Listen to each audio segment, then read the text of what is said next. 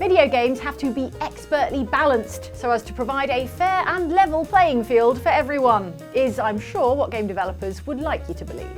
In real life, as anyone who's played online can tell you, all kinds of overpowered metas emerge, and there's often no bigger culprit than downloadable bonus content created by developers to make money at the cost of tipping the balance of the game strongly in favour of those with the cash to splash on it. See for yourselves with these 6 overpowered DLC items that totally ruin the game. Or, for your convenience, I will read out a list of the games in this video for a one-time fee of $3.99. Anyone? No?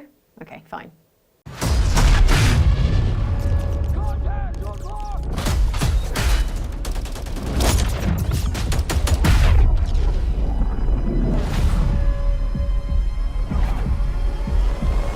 Say what you like about Call of Duty Modern Warfare 3, but it is certainly a game in which you can shoot guns at other people online.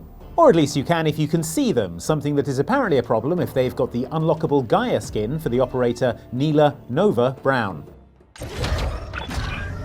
Dubbed the Groot skin by COD fans because it makes your character look like a tree person, the skin was first introduced in 2022's Modern Warfare 2, but has been receiving backlash in Modern Warfare 3 and Warzone for the fact that its green and brown colour palette and see-through limbs and torso make it, in the words of some fans, literally invisible.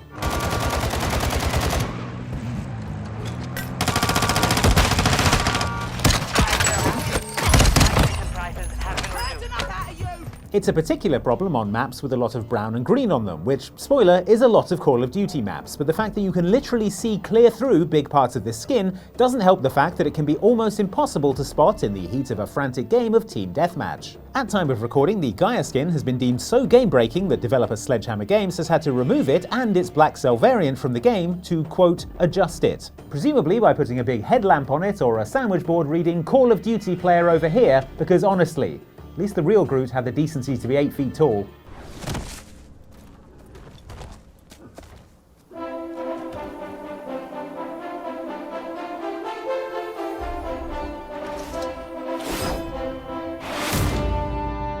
Super Smash Bros. Ultimate on the Nintendo Switch has 82 playable fighters, ranging from such instantly recognisable figures as Mario and Link, to obscure cult characters like Ness from Earthbound, the Ice Climbers from the NES game of the same name, and Min Min from the wildly unpopular ARMS. Stop trying to make ARMS happen, Nintendo. Let it go. Of course, balancing that many fighters so that they're all equally capable in the right hands is no easy task, but most would argue that Nintendo pulled off an impressive feat of actually managing it with the main Smash Bros. Roster. And then we get to the DLC characters. Competitive Smash Bros. Is a big deal, and so far, several characters have been banned from competitive play, and they're all DLC. Often cited are Steve, the playable character from Minecraft, and Kazuya Mishima from Tekken. Both were banned from Ultimate's biggest tournament series in Texas. Steve for his playstyle which rewards actively not engaging with the other player and mining for resources instead, and Kazuya for his brutal combos that can take out an opponent in just a few hits.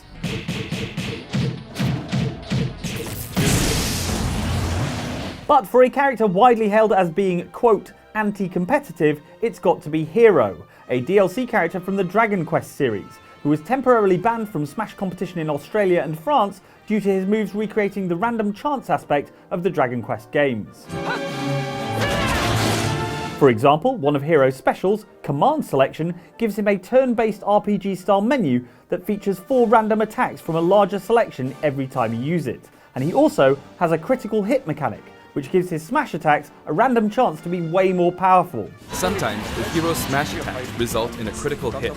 It happens at random, but when it does, you'll perform an extra strong attack. Or to put it simply, a bunch of totally random BS it's impossible to prepare for or effectively counter. So come on folks, let's stick to the popular characters from the original roster, like, I don't know, one of the 40 or so Fire Emblem characters that are in there. It's not like you're not spoiled for choice. There's Horth or Blarm or, I don't know, Dave. There's probably a Dave. Dave from Fire Emblem.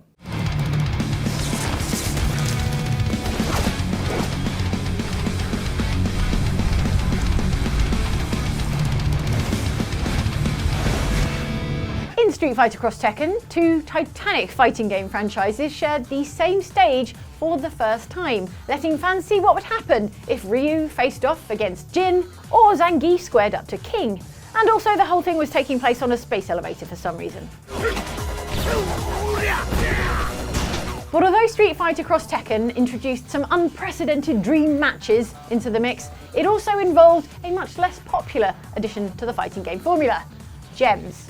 Gems came in two flavours. These were boost gems, which would power up a character, giving them better stats in attack, defence, speed or what have you, and assist gems, which included tools that let you break throws or automatically block attacks at the cost of some of your super meter. So for instance, if you have the auto block gem equipped, every time you would have naturally gotten hit, your gauge is going to be decreasing all the time. So you're not likely to be able to get to the point where you have a full cross gauge to be able to execute one of those attacks. On the face of it, these gems were intended to narrow the gap between weak and strong players, which is a noble idea, especially if you've had your ass kicked online as many times as we have. In reality, however, what these gems did more than anything was allow strong players to get even stronger, because they were the ones who understood the game the best and could figure out the combinations of gems that could turn an already good player into a godlike, unbeatable one.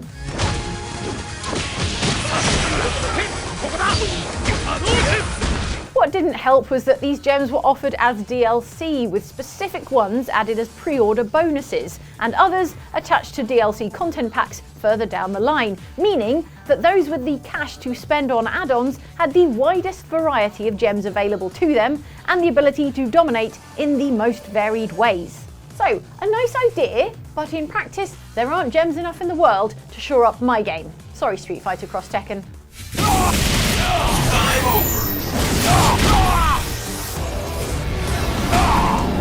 I still don't have what it takes. I must train harder.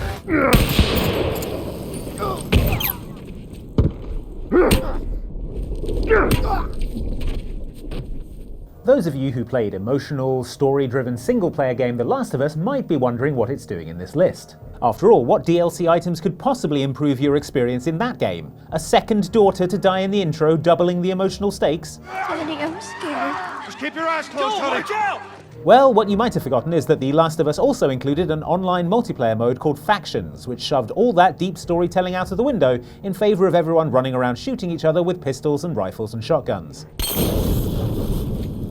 Somebody cover me, I'll take care of it.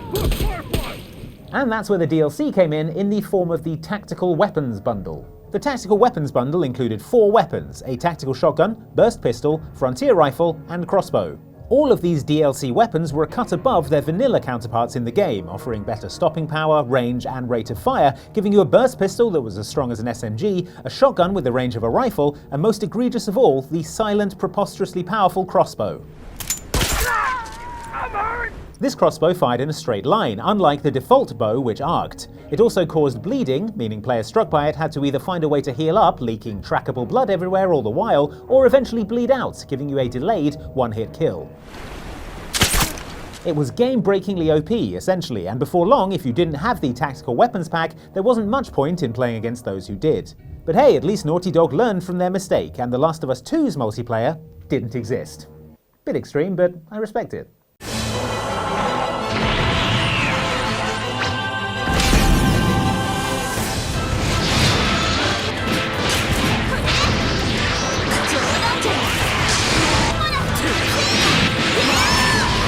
It's amazing the difference a Labcoat will make, turning anyone from a regular schmo into a smart scientist. Or if you're Android 21 from Dragon Ball FighterZ, from a tough character into a game-breaking one.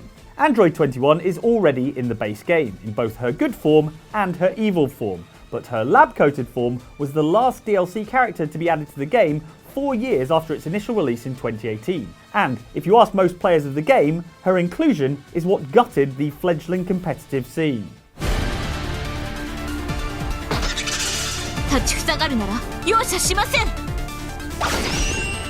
That's because Android 21 Labcoat is just too powerful. So powerful, in fact, that pro players came to realise that choosing Labcoat wasn't just an option, it was the only option if you wanted to be competitive.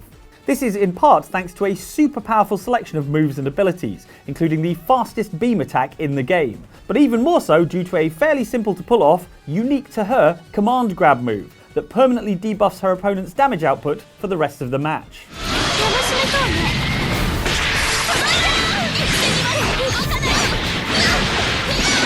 As such, pro players came to feel like the only way to counter this debuff was to also do it themselves to level the playing field.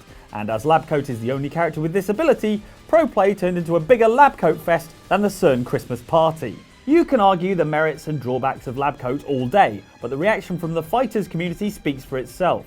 The game's concurrent player count dropped 30% after her introduction, and several high-profile players, including the USA national champion, quit the game entirely in protest at Labcoat's dominance. Which, it's like these people have never even seen Dragon Ball Z. Ridiculously powerful characters appearing out of nowhere and wrecking everyone is kind of the whole point, guys. Anything, everything, but all of the finest quality. No cheap trinkets here. And my boy Sandal happens to be a bit of a hand with enchantments. Oh, yes. While the rest of the DLCs on this list have been for multiplayer games, this DLC is for the very single-player Dragon Age Origins, a fantasy RPG that is as much about trying to romance your party members as it is about killing goblins or whatever. Darkspawn! I said, or whatever.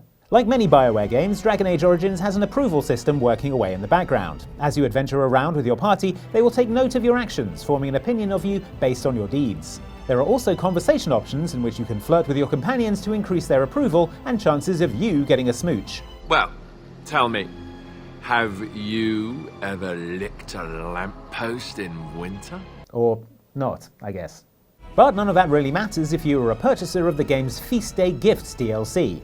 This was an extremely cheap, absolutely game-breaking bit of DLC that added new items to the shop in the party camp.